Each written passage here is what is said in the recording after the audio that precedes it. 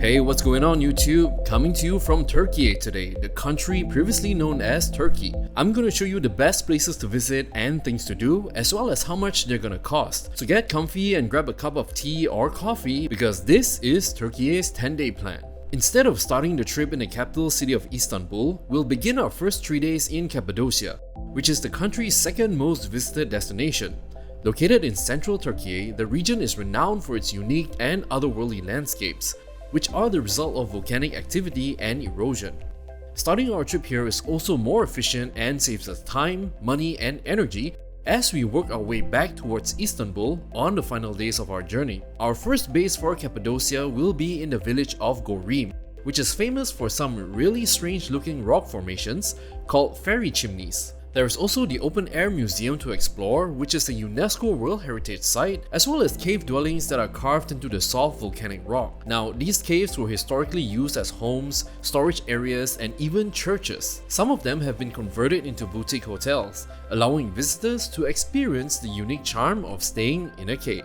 Once you land at Istanbul Airport, you'll take a transfer flight to Kayseri Airport, which is one of the main hubs of the Cappadocia region. From here, you can hop on a shuttle bus or take a taxi to the village. You can pre-book the shuttle bus in advance, and the journey will cost you 10 euros or $11 each way, and it'll take about 70 minutes to reach the village. The most convenient way is definitely by taxi, which costs a lot more, at 45 euros or $50 each way, but it is a lot faster and more comfortable than the bus. If we manage to arrive at the village before 3 PM, we'll be able to book a sunset horseback riding tour as an amazing introduction to the nearby valleys. Prices start from $40 and you'll feel like you're in a Wild West movie as you ride through ancient valleys and rock formations. The rest of the evening is spent checking out the village, where you can shop for local Turkish crafts and eating in one of the many delicious restaurants. Hot air balloon rides are a must in Cappadocia, but here are a few things you need to know first. Prices can range between $120 to $250 depending on who you speak to. If this is out of your budget range or if you're afraid of heights, hey, you can still admire the balloons from afar over your delicious Turkish breakfast. And even if you have the money for it, the weather ultimately decides if the balloons can go up or if they stay on the ground. This means that balloon rides can get cancelled at any time. So if this is something you absolutely have to do, it's best to allocate each morning of your trip in Cappadocia for this ride. Aside from the balloons, going on tours is one of the best ways to see the region, and I highly recommend a green tour, which I think is the most fulfilling experience. Now, tours in Cappadocia are represented by different color groups, indicating the routes they would take. And the green tour covers some amazing destinations, starting with the Derinkuyu underground city, which is one of the largest and deepest underground cities in Cappadocia. These cities were once the haven for Christians who would hide here during times of persecution. You'll then head to Ilara Valley, known for its scenic beauty. You'll go on a little hike, explore the area, and it's going to be a fun time. There's many more places that you'll be exploring on this tour, but I'm not going to spoil it for you. On our third day, now that we've done the green tour, it's time for the red tour, which focuses on the northern and eastern parts of the region. You'll see even more of Cappadocia, such as the fairy chimneys, which you can now see up close. You'll also be going up Uchisar Castle, which is a rock-cut castle that serves as a fantastic viewpoint to admire the natural wonders of the region. The red tour will typically take 7 to 9 hours as well and cost the same as the green tour, which is between 3 to 5 euros per person. On our fourth day, from Cappadocia, we're gonna take an hour flight to the city of Izmir. Now, this trendy city is renowned for its deep historical heritage, leading across several civilizations, including the Greeks, Romans, and even the Ottomans. The most prominent site is the Agora of Smyrna, which dates back 2400 years ago to 4th century BC. There's also the Cameralty Bazaar, which is one of the oldest and most traditional markets in the city, with shops selling local specialties that offer a glimpse into local life. The best thing about this city is that despite it being the country's third biggest city, you won't likely find it overcrowded with tourists. History lovers simply cannot miss the ancient city of Ephesus, as it is one of the most well-preserved ancient cities in the world. Getting here from Izmir is an easy 1-hour drive away either by taxi, car, or bus. You can choose to join a guided tour that takes you to some of the most well-known spots. If you ask me, my favorite location of the tour is the Great Library of Celsus, which was built around 1800 years ago in honor of a Roman senator. It was an architectural marvel during its time,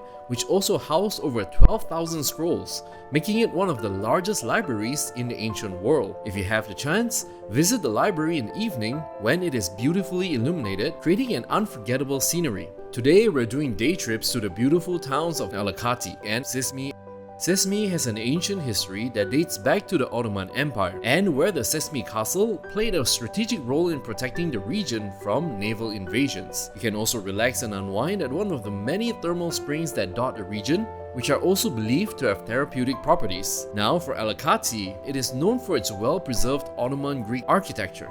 The iconic windmills are the symbols of the town, and while they no longer work, they provide a picturesque landscape and is a great spot for you to capture some stunning views. No trip to Turkey is complete without at least a few days spent in Istanbul, the crown jewel of Turkiye. Today, you can expect to see a city that's deep with cross-cultural influences, running rich in history and ancient architecture. And since this is the 7th day of your travels, it's time for some R&R to wash away the travel fatigue. Definitely consider booking a Hamman or Turkish bath experience at the Kilik Ali Pasa. This gorgeous 16th century bath is in the neighborhood of Karaköy, and you'll be treated to a luxurious experience of hot marble steam room, massage, and delicious Turkish tea. By the time you leave, you'll feel like a brand new person. We're waking up bright and early today to visit the city's most iconic attractions in the Sultanahmet or Old Quarter neighborhood. First, we hit up the Spice Bazaar, which is the city's most famous, most aromatic, and most photogenic bazaars. We're gonna grab some food, take some photos, and mingle with the locals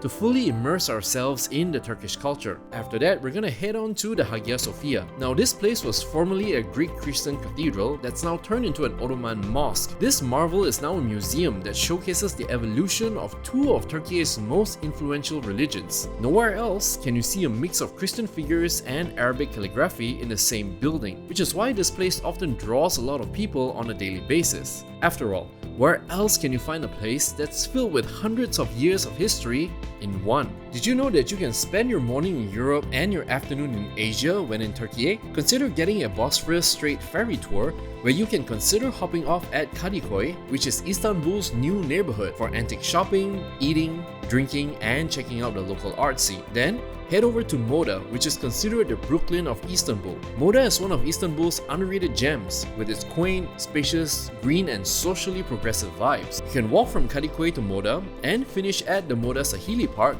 to people watch, taste the local rice-stuffed mussels, or just relax in this beautiful park overlooking the Bosphorus Strait. Now, if you have a late night flight, then don't waste the remaining hours away by doing nothing. Visit Balat and Fener, which is a beautiful and hip part of Istanbul that's full of shops and restaurants. Over here, there's no one main attraction to the neighborhood, but instead a cluster of gorgeous things to see and unique businesses to visit. How would you spend your 10 days in Turkey? Let me know in the comments. Be sure to like and subscribe so that I can make more videos in the future. And with that being said, I'll see you guys in the next one.